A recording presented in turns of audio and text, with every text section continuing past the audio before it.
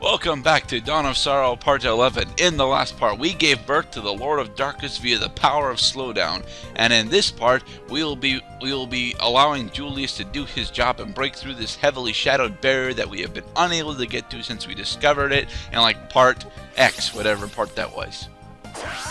Yes. Behold, the Grand Crush attack for the Grand Cross. Yes, Holy Julius crap. Belmont has access to item crushes. Unfortunately, because he was so very low on HP and hearts, he is not able to come with us anymore. Not that he was coming with us anyway. So wait, as soon as he gets some crazy, powerful magic effect, he can't even use it? Well, he was able to use that against us when we were playing Aria of Sorrow, so... I see. He's just like grown old now, is his excuse. I want to think he used up too many hearts. There is a trope that that refers to any ability you get in a video game just in time for the boss, and it happens to exploit the boss's weakness, is known as the 11th hour superpower. Yes, we will not be getting anything like that. Oh. Well, Julius seemed to have gotten an 11th No. hour He superpower. had that at the end. He had that during the last game. Hey, look at these jellies. They're actually changing color. Yes, those are tan jellies. Probably the most annoying form of the jellies in any of the Castlevania games. Getting into contact with them will poison you, which reduces all of your physical stats immensely. Jesus. So the trick is just not to attack them? As long as you don't actually take touch damage from them, you should be okay. But the thing is, they bounce around, so avoiding them can be a bit tricky. Welcome to the Mine of Judgment, by the way, one of my least favorite areas in the game. What are they digging up? Oh, they're not digging up anything. This is just a mine that's underneath Dracula's castle. Yes, the two most annoying enemies in here are the Tangelis and the Gaibins. We'll be seeing the Gaibins slightly later.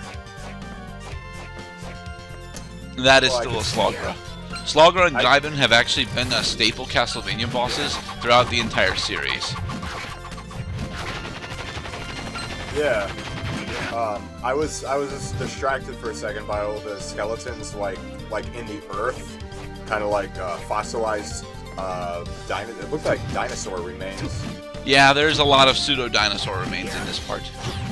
I guess it kind of referred to the oldness of the powers you're against. The antiquity. Perhaps. Although Dracula's powers are not actually that old. Speaking of, we're going to totally date this. Well, at least I'm going to totally date this video now. But Dracula Untold looks interesting, and it's a movie that I'm willing to go and see. Yeah, that's the one that follows the original Vlad Dracul, the historical Vlad the Impaler that Bram Stoker's Dracula was based on, like 400 years later. That was a Gaibin, by the way. Yeah, well, he didn't seem to take too many hits. He doesn't take all that much damage, but once he goes in rage, he gets a machine gun. So it's difficult to take him down after that, especially if you don't take him down quickly. He gets a machine gun? Well, it's a machine gun style attack. I know you were expecting the Al Capone Tommy gun to just appear out of his arm, but this is not Cyberpunk Castlevania yet. Cyberpunk. It's just a cocktail of genres at this point. What the hell is that? That is a giant slug. It is a giant slug. Good thing its name it clearly indicates what it is. And here we have the Mine of Judgment Warp Room. It's very important that you get that, because unless you get that, you can't come back to this area easily. And this area has quite a few souls for end-of-game fusions. For example, both Gaibin and Slogra are required. Slogra for the Spirit line, and Gaibin for the Katana line. And here we have the either the second or third most annoying boss in the game to fight. I am terrible at this boss fight. Who is the most annoying boss to fight? Oh, the most annoying boss in the game is Abaddon. Nope, no questions asked. Is he the final boss? No, Abaddon's the second to final boss. Ah.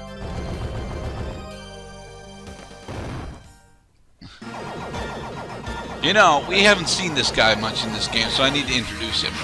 Ladies and gentlemen, say hello to Death. Hi, Death. Death hits like a fucking sledgehammer. However, all of his attacks are relatively telegraphed and most of them can be easily avoided, assuming that you know what they're going to do.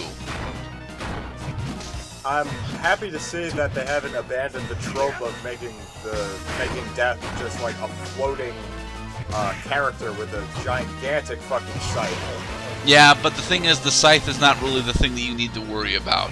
He's right now in his melee mode. This boss actually has two forms. After you get him down about halfway the first time, which I think is about 4,000 HP, he will switch into his mage mode. And dear God, the mage mode hits even harder. So, if you're dealing 65 damage, that means that you gotta hit this guy like... You gotta hit this guy like 70 times just to bring him down to his second form. Then maybe it is only 2,000, because I think he's about only went to a third or half dead for his first form. There he goes. Okay, so you broke his batteries, and now he's freaking out. Oh my God. Yes. While he is in mage form, he will teleport around, doing quick slashes.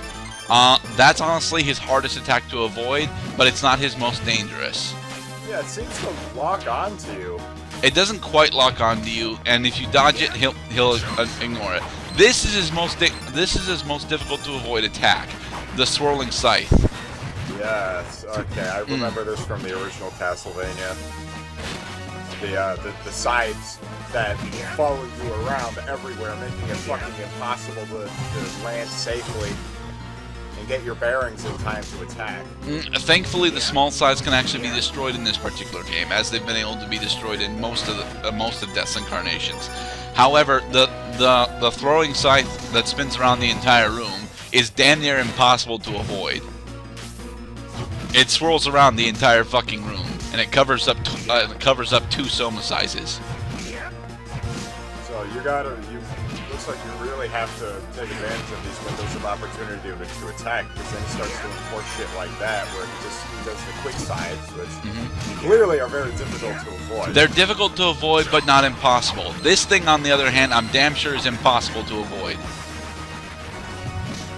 It's not, mind you. I think I've even seen a speedrunner go through this and take no damage from death, so...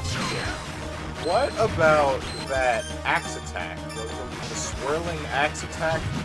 I don't use that ever again, I don't think. I might use it... Oh, he didn't even get to show off his... Well, wait a minute. I don't clear him this time, do I? No. Oh, it appeared to be cut. I hate that particular... Oh, here it goes. Behold the most evil attack he has. What the shit? He summons giant skulls, four of them. Now, they're actually pretty easy to evade.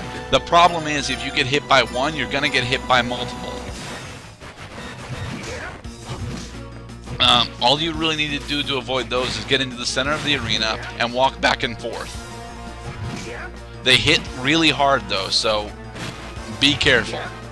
And you avoided his quick slash. Yes, again, the quick slash is not actually all that difficult to avoid. Yay! Yeah, he did it! And we leveled up. We captured death. Some of the Grim Reaper's Yes. It's one of the Guardian Souls that I show off a little bit. I think I show it off during the Menace fight.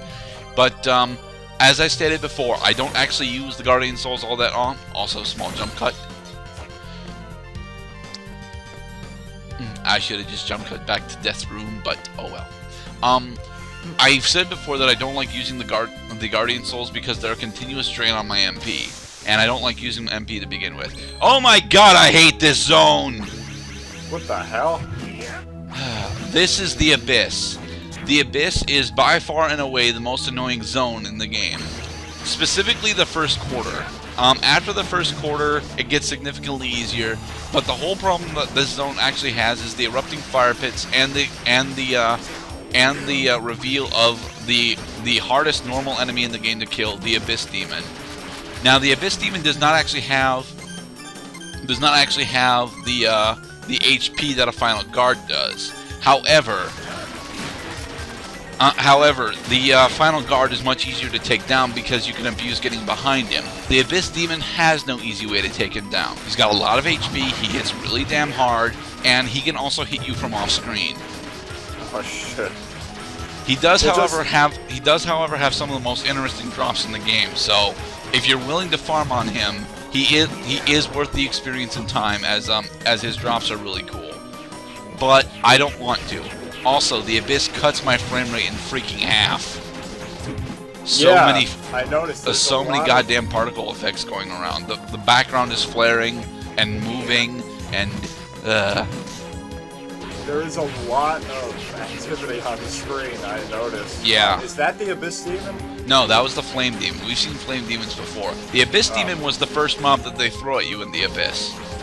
I think that's the only Abyss Demon in the entire game. I'm thankful that there's only one of them, mind you. But at the same time, it really sets off a bad impression of this area. Welcome to the second portion of the Abyss, the Sand Pit. Or pits of sand. Well, I honestly like this particular area once you get Sandman, but honestly, this is the only reason why Sandman even exists in the game. So he can hide in the sand? No, that, and Woot! That is the last support soul that we will get, Hippogriff. Allows you to jump higher? Yes. Oh my god. It is a super jump. It is awesome, and it's He's got free. a fucking springboard underneath his ass. Yes. And here I will attempt to kill Sandman, and realize that unfortunately I don't have enough room to actually fight him. Was that a kill? Yes, that was a kill. Okay. Do you take damage when you linger at the bottom of these pits? No, there's no obstacles on the bottom of these pits. Okay, so they're basically just there to slow you down. And make you vulnerable to the Sandman. Yes. Look behind you! Okay. Now, unfortunately, because of the way that the Sandman behaves, you're not, unless you have a lot of damage. Oh, that was like the first time I've ever seen him do that particular attack. The one where he actually starts spewing the sand projectiles at you. He almost never does that attack on me. Here is the third tier of the Abyss. It's an ice themed. Oh wow, god, the slowdown. They really want to overwhelm you with the visuals in the Abyss. To be honest, it does look pretty terrifying, but at the same time, the Abyss is actually one of the easier areas to run through after you get through the first tier. Well, you misunderstand what I mean. It's overwhelming in that it's like, especially the first one, all these reds, the undulating images and colors. It looks, frankly, like an eyesore.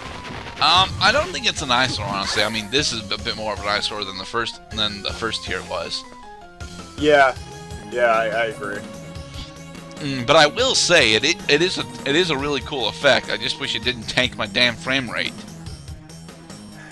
Well, it's a lot of activity, unfortunately. I don't remember if I actually showed myself actually killing him.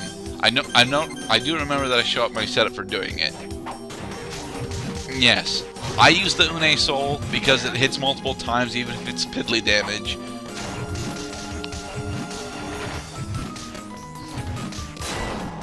And this is why I don't show off me fighting off final guards in any other part of the game. They have a lot of HP. Yes, they have a lot of HP, a lot of armor, and they take forever. Well, it doesn't take very long. Iron Golems take longer, but only because I don't have a soul that would actually, that would actually do MP damage. Hey, Malachi. Malachi? Yes, Malachi. Looks like a smaller, like, Cthulhu. Well, that's because his original name was Cthulhu. Nah. I'm not sure if there was a legal pursuit with Lovecraft with that or not, but yeah. Wait, what? Lovecraft, like, copywrote? I don't know if she's copywrote the Cthulhu mythos, but I do know that she's the most famous propagator. This is the second to last tier of the Abyss, and it introduces to the Malakota. The Malakota is the Malakota is another soul that you need for the katana set. Feels like inside Lord Jabu Jabu's belly. Yeah, there's a reason for that. Looks like somebody went to the beach because he ate all this sand. Alright, and in the next part, we'll be taking down my least favorite boss in the game. Way.